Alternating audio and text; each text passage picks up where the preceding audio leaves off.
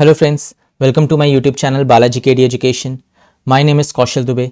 हम time and work lecture series कर रहे हैं। आज हम टाइप 9 प्रॉब्लम्स को देखेंगे। इससे पहले हम टाइप 8 प्रॉब्लम्स तक कवर कर चुके हैं।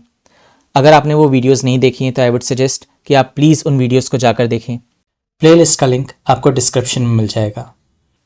So without wasting any time, let's start this video. So question है, A and B together complete a job in 24 days.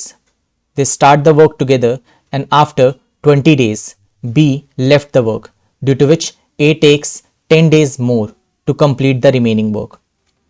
In what time A and B alone can complete the work? कह रहा है कि A and B together complete a job in 24 days. तो time दे रखा है A और B का combined 24 days. Work नहीं पता, एफिशिएंसी नहीं पता अभी। They start the work together and after 20 days B left the work. ठीक है, 20 दिन के बाद B ने काम छोड़ दिया, जिसके चलते A को 10 दिन और लगे हैं extra to complete the remaining work. ये 10 दिन 20 दिन के बाद की बात हो रही है कि 20 दिन के बाद A को 10 दिन और लगे, यानी कि टोटल 30 डेज में जाके काम कंप्लीट हुआ है। ठीक है, अगर यानी कि A जो है अपना 24 दिन तो काम कर ही रहा है। ठीक है, तो 24 दिन से अगर देखोगे तो A को 6 दिन और एक्स्ट्रा लगे हैं, और 20 दिन के रेफरेंस से देखोगे तो A को 10 दिन और एक्स्ट्रा लगे हैं to complete the remaining work. Now in what time A and B alone can complete the work. अब देखो, इसमें अगर देखा जाए तो और किसी का कुछ दे नहीं रखा है कि A इतने टाइम में काम को कर लेता है या B इतने टाइम में कर लेता है, जिससे कि मैं दो नंबर्स को लेके वर्क को कुछ लेट कर सकूं कि एक ऐसा नंबर जो उनसे इजीली डिवाइड हो जाए। तो ऐसा कुछ दे नहीं रखा है, सिर्फ यही भी एक इक्वेशन मेरे को पता है। ठीक है, तो मैं क्या करता हूं, मैं वर्क को 24 ही लेट कर लेता हूं जब कोई और नंबर पता ही नहीं है। ठीक है, अगर मैंने ऐसा किया तो उस केस में एफिशिएंसी क्या हो जाएगी, 24/24 यानी कि 1। तो A प्लस बी की कंबाइंड एफिशिएंसी उस केस में 1 हो जाएगी, यानी कि A प्लस बी एक दिन में 1 यूनिट ऑफ वर्क कर रहे हैं, तो 24 दिन में 24 यूनिट ऑफ वर्क कर रहे हैं। अब देखो, A और B ने 20 दिन तो साथ में काम किया ही है ना। B ने 20 दिन बाद छोड़ दिया, बट यानी कि A प्लस बी ने 20 दिन तो काम किया ही।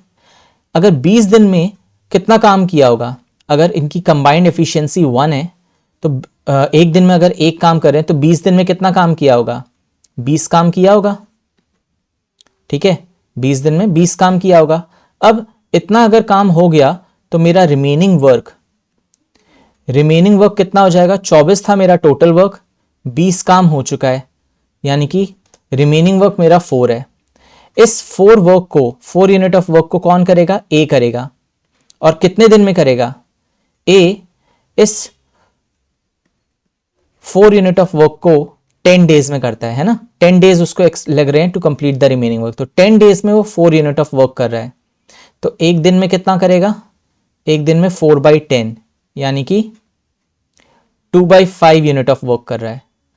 यानी कि एक तरीके से A की एफिशिएंसी मेरे को मिल गई, A की एफिशिएंसी मिल गई कि 2/5 है वो, और एफिशिएंसी ऑफ B कितना हो जाएगा, अगर ये 2/5 है और मेरा टोटल एफिशिएंसी 1 है, A प्लस बी इज 1, तो यानी कि B का कितना हो जाएगा, 3/5 हो जाएगा, तभी 2/5 प्लस 3/5 1 होगा। ठीक है, तो अब मेरे को दोनों की एफिशिएंसी मिल गई, A की भी मिल गई और B की भी मिल गई।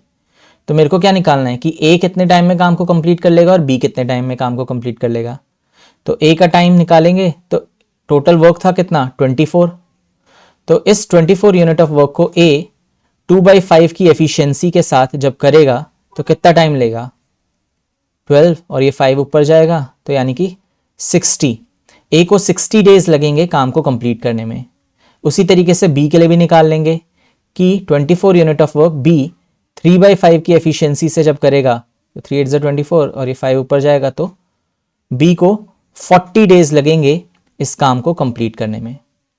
एक बार फिर से क्वेश्चन देखते हैं। देखो, A प्लस बी दे रखा था कि 24 डेज में काम को कंप्लीट कर लेते हैं। ठीक है, फिर दे रखा था कि B जो है वो 20 दिन में काम को छोड़ के चले जाता है, जिसके चलते A को 10 दिन और एक्स्ट्रा लगते हैं रिमेनिंग वर्क को कंप्लीट करने में। और कुछ नहीं दे रखा था इस क्वेश्चन में। तो हमें वर्क हम यूजुअली कैसे लेट करते थे, दो नंबर्स पता होते थे, एक ऐसा नंबर लेट करते थे वर्क जो उन दोनों से इजीली डिवाइड हो जाए। अब ऐसा कुछ और दे नहीं रखा था हमको इन्फॉर्मेशन, तो हमने वर्क को वही नंबर लेट कर लिया कि A प्लस बी 24 डेज में काम को कंप्लीट कर लेते, तो 24 यूनिट ऑफ वर्क ही लेट कर लिया। तो ऐसे केस में कंबाइंड एफिशिएंसी उनकी 1 आ गई, वर्क अपॉन टाइम, ठीक है, कंबाइंड एफिशिएंसी 1 आ गई, यानी कि ए प्लस बी एक दिन में एक काम कर रहे हैं। तो 20 दिन में कितना करेंगे, क्योंकि ए और बी ने साथ में 20 दिन तो काम किए ही हैं, 20 दिन बाद बी छोड़ के चला गया, तो 20 दिन में वो 20 यूनिट्स ऑफ काम करेंगे। तो रिमेनिंग वर्क कितना बचेगा, 4 unit, 24 minus 20, 4 unit of work मेरा बचा रिमेनिंग, जिसको ए करेगा कितने दिन में, 10 दिन में कह रहा है। तो ए 10 डेज में 4 यूनिट काम कर रहा है, तो एक दिन में कितना करेगा, 2/5, यानी कि एफिशिएंसी जो आ गई ए की वो 2/5 आ गई। ए की अगर 2/5 है तो बी की एफिशिएंसी कितनी होगी, 3/5, क्योंकि तभी ए प्लस बी की एफिशिएंसी 1 होगी, तो बी की एफिशिएंसी 3/5 हो गई।